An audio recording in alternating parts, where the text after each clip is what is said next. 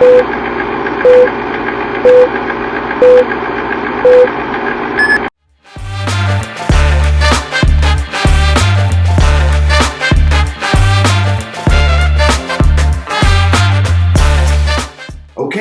welcome to another episode of the Music and Nostalgia Podcast. It's your man, Dr. Peters, your host. I'm excited to be back with you today. I get to share with you another incredible story, and I hope you're buckled in and ready to go along on the ride with me. I want to start from my first semester in school once I got to the United States. I think it's a pretty interesting experience. In most cases, of course, we know 1st through 12th is a schooling system from elementary to till high school. In most cases, it typically is broken down 1st through 5th grade. And then it's also broken down for middle school from 6th through 8th, and then 9th through 12th for high school. And that is exactly what I expected it to be until I arrived at my school. And I discovered that I was in the 8th grade, which, as we know, the 8th grade is the top dog of middle school. You're the big dogs, right? And 9th graders, you're basically the feet of the school. You're the lowest level. Well, I came to an interesting setup where 8th grade was in the same building as high school. So it was 8th through 12th. So what happens when you're below the feet? You're basically like the footstool of that existence, of that space.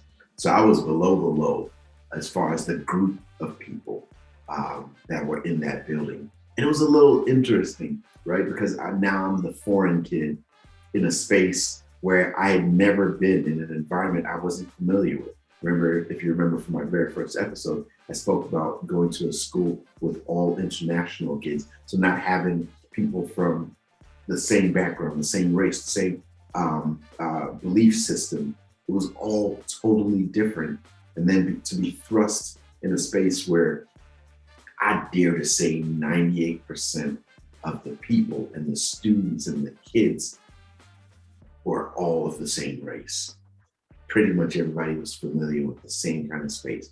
Now, I later on in life discovered that people had different nationalities or nations that their families were connected to, the Jamaicans, the Guyanese, and all of those people from all over the Caribbean. So I was not aware of that, though, because everybody was pretty much, American to me. I was thinking I was only foreign one. There was a couple of other Nigerians at school, but not people that I was in close contact with early in the game. And then when we did meet, it's not like we built a connection early in the game. Well, anyway, so I now came to the 8th grade, and I want to take you to a song by one of my favorite groups out in the world. I just think they're just an amazing. They're a trio now. They were a quartet before, and that's Boyz II Men. I know right now somebody that is a fan of what are these guys? Jodeci is probably out there talking about, well, they ain't the best. They ain't JoJo. Well, I'm talking right now. And we talking about It's So Hard to Say Goodbye to Yesterday by Boyz II Men. That's the song that I'm selecting for today. And what's interesting is the song is not even, I don't even understand or know how it directly correlates to the movie. And I'll tie it all in, right? Now let me walk you into the journey. So, like I said, I was in 8th grade, and one of the classes I took was a pre-algebra class. And I had a teacher who was probably the coolest guy I had ever met at that point in the building, Nathaniel Webb. You know what? It would be amazing to find that man. I haven't seen him since probably like 1998 or something like that. But he was just so cool. Like, he was just one of those cool brothers that you were like, this is my teacher? Like, he cool as dirt. And I was so excited to be in his class because I loved math. I enjoyed math. I thought it was one of the coolest subjects in the world, then anyway. I moved on from math. Uh, while I was in his class, I remember I was in the class with a bunch of folks that, were pretty smart. But there was this one girl in particular that was my competition.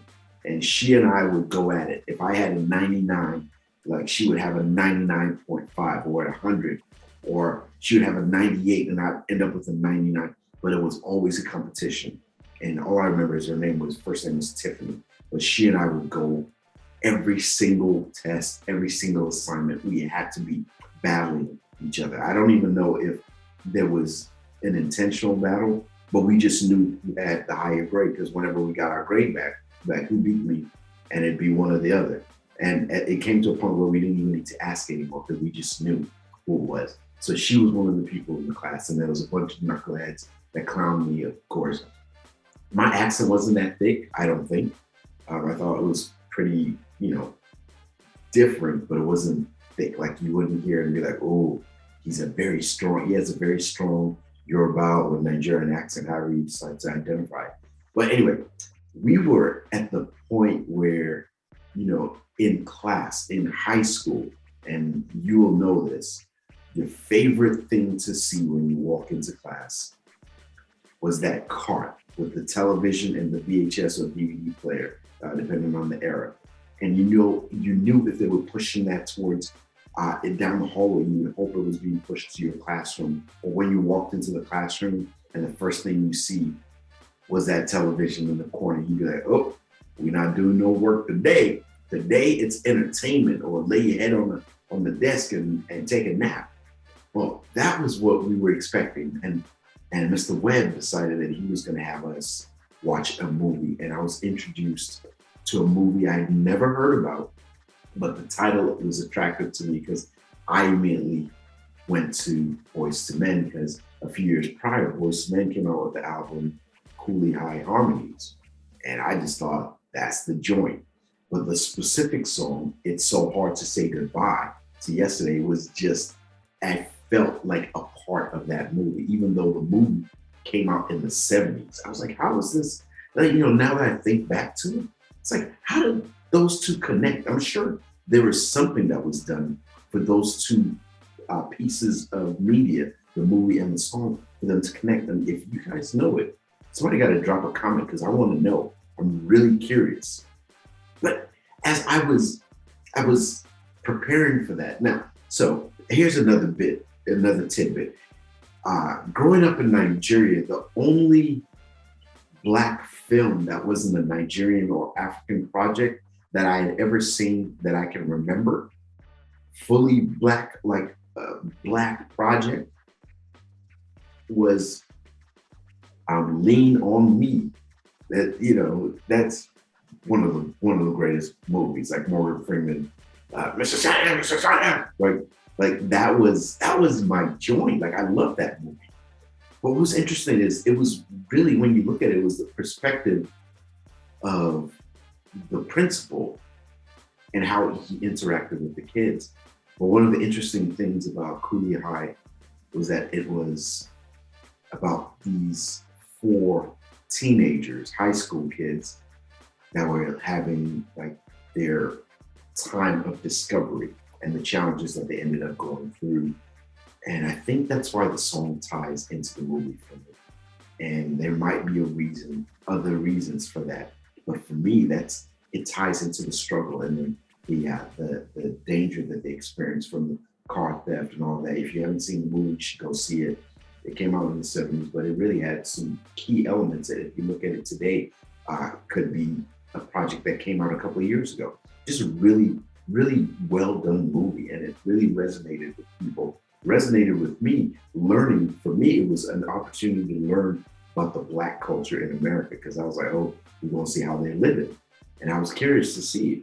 And what was really cool about it is, as you were looking through the scenes of the movie, it tied in to what any teenager, I don't care the race, was going through if you were in a world where you were exposed to a whole lot and you weren't really sheltered. and they grew up in the project, so they were exposed to a lot. So it was really interesting to see how the turn of events happened in everything. But that was one aspect of it, right? It was interesting to see the story, and I don't remember a lot of details, but I do remember that it ended in a sad note with somebody passing away, and there was a funeral and stuff like that.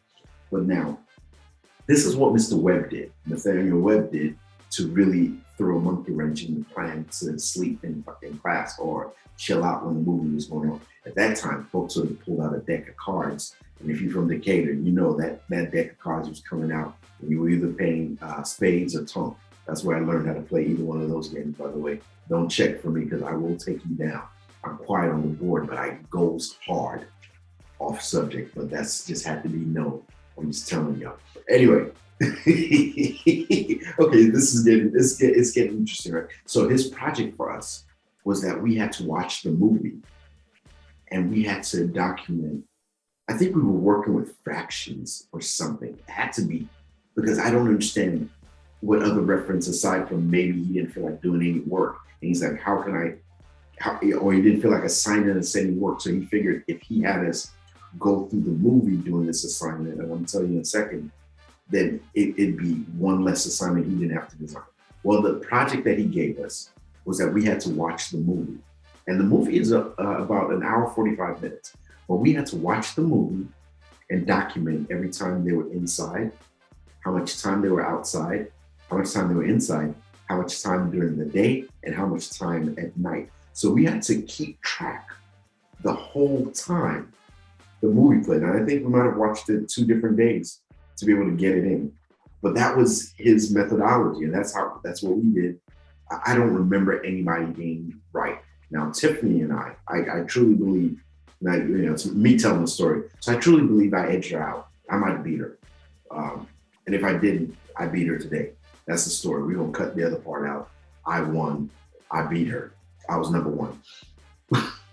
It was really cool because she and I were so on it, the whole time we're tracking. I'd look over, I'm like, oh, you on it too?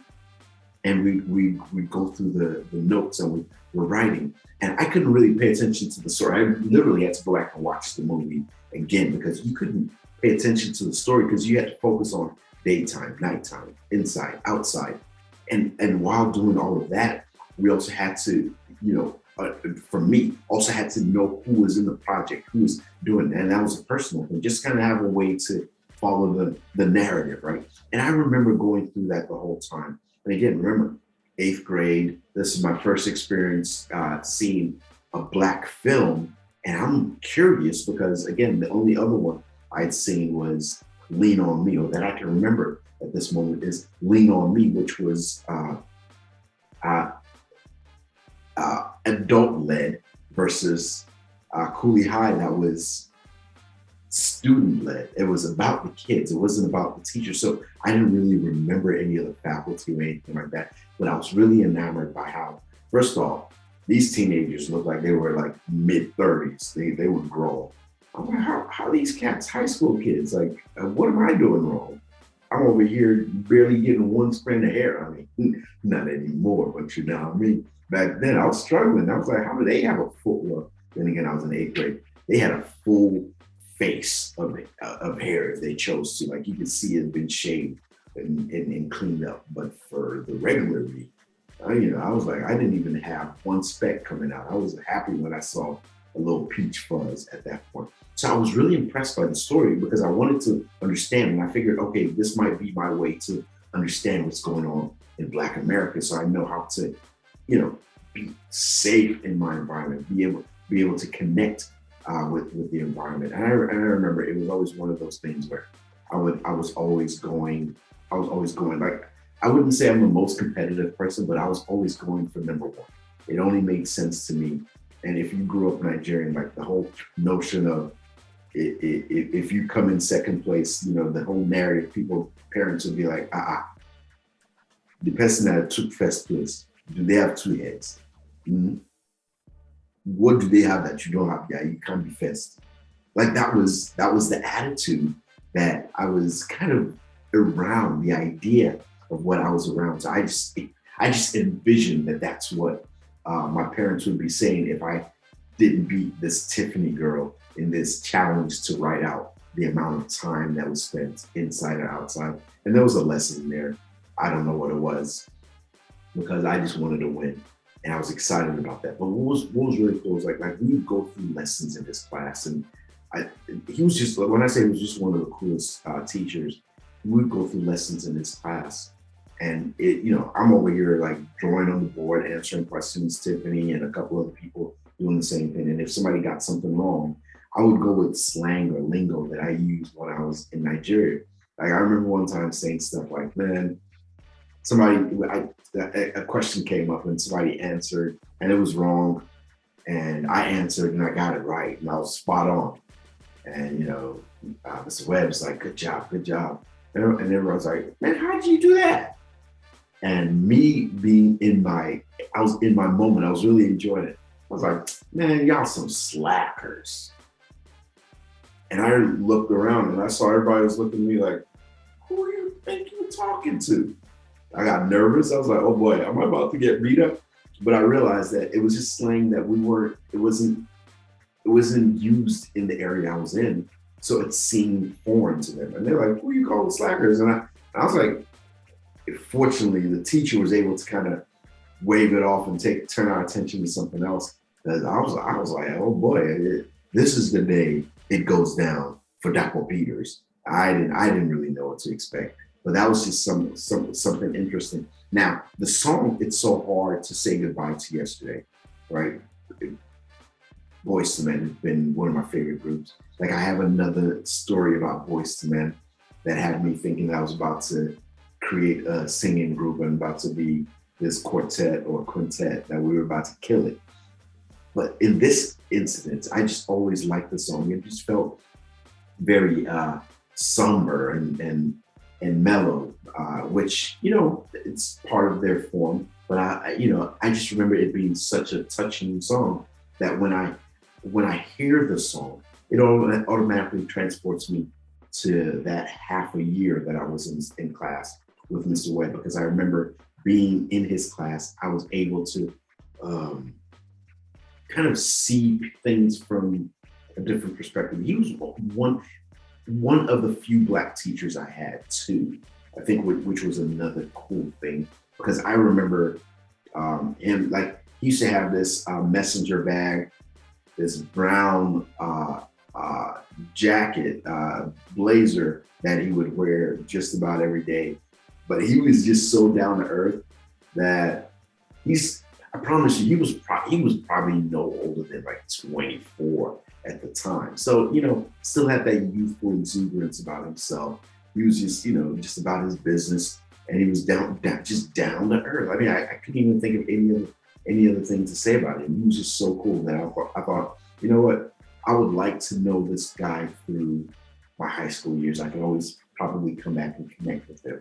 And I was also thinking that he could kind of give you some heads up and clues into what Black America is like. Because again, I had limited knowledge and I wanted to be able to understand the environment I was in so I could connect with people and not be an outcast the whole time, which, we never want to come into a new environment and be automatically the outcast or permanently the outcast, right? And I wanted to feel like I was a part of the community I was in, or at least feel like I was safe in the community I was in, so that way I didn't have to battle by myself. And that was just something that I was really desirous of, because again, I was separated from my world. I was disconnected from those that I grew up loving and knowing. And now I was in a space where I had to now create a new identity so I could fit in, not form an identity to falsely represent myself, but I wanted to be in a space where I could connect with the people I was around, but at the level that we could all communicate. And since I was coming into their space,